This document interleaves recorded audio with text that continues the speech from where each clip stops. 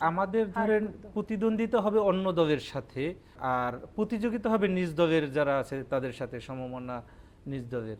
তো সেক্ষেত্রে নিজ দলের মধ্যে প্রতিযোগিতা না হয়ে একটা নিজেদের হ্যারাসমেন্ট করা বা হেয় প্রতিপন্ন করা, এইটা থেকে আসলে আপনি বলেন আপনার উপরও ইনজাস্টিস করা হয়েছে, এই যে একটা ধারা, এটা আপনার কাজের গতিকে স্লো করে দেয়নি? আমাকে কখনোই সোলো করতে পারেনি। আমি আমার কাজ স্পিডলি করেছি, কারণ আমি একদিনের জন্য আমি থেমে থাকিনি। আপনি যদি দায়িত্ব না পান তাহলে আপনি কিভাবে কাজ করবেন? কাজ করতে চাইলে কাজ করা যায়। যেমন ধরেন আমাকে ওই পাশাপাশি আমি সেন্ট্রাল কমিটি মেম্বার ছিলাম, সেই হিসেবে আমি কাজ করেছি।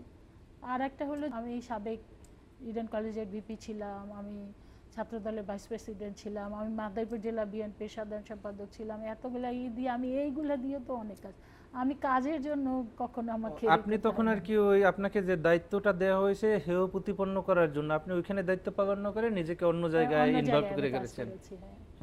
হ্যাঁ, কিন্তু আলটিমেটলি ওই জায়গাটা কি আসলে দল ক্ষতিগ্রস্ত হবে না? কেন আপনাকে যদি ওই জায়গায় না দিয়ে আপনার যে প্রাপ্য জায়গাটা, আপনি যেখানে কাজ করার যোগ্য এবং যেখানে আপনি ইন্টারেস্টেড, সেইখানে দেবে ভালো হতো না? ধরেন আমি আমাকে নিজেকে তৈরি করেছি দলের জন্য, বেস্টটা দেওয়ার জন্য। এখন দল আমাকে কিভাবে কাজে লাগাবে সেটা দলের বিষয়, আমাকে দল যেভাবে কাজ লাগাবে আমি সেইভাবেই কাজ করব, কিন্তু আমি তো চেষ্টা করেছি বেস্টটা দেওয়ার জন্য।